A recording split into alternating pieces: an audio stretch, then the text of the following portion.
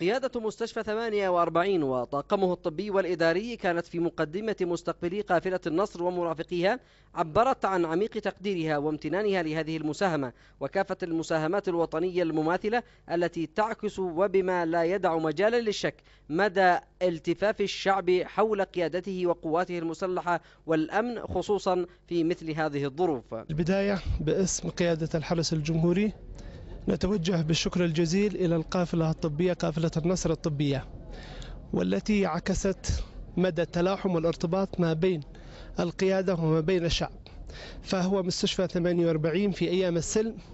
يخفف الآلام ويمسح الدمعة عن المواطنين، وكان الوفاء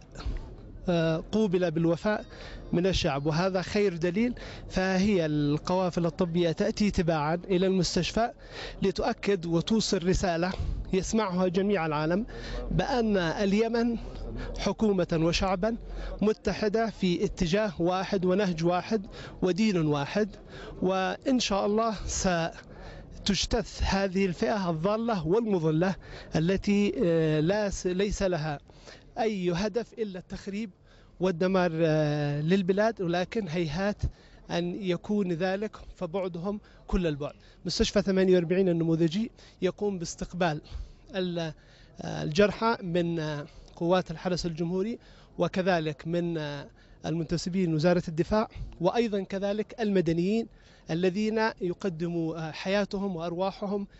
في سبيل الوطن هذا، ويتم إجراء اللازم لهم سواء كان في المستشفى الميداني والذي تجرى فيه كل العمليات الجراحية. الجرحى والمصابون من أفراد القوات المسلحة والأمن الذين يتلقون العلاج في المستشفى كانوا هم المحطة الأهم التي حرص مسؤولو القافلة على زيارتهم وتفقد أحوالهم والإطمئنان على أوضاعهم الصحية، كما حرصوا على تقديم نسخ من المصحف الشريف ومبالغ مالية تعبيرا وعرفانا بالتضحيات التي قدموها ويقدمها زملائهم في مواقع البطولة والشرف.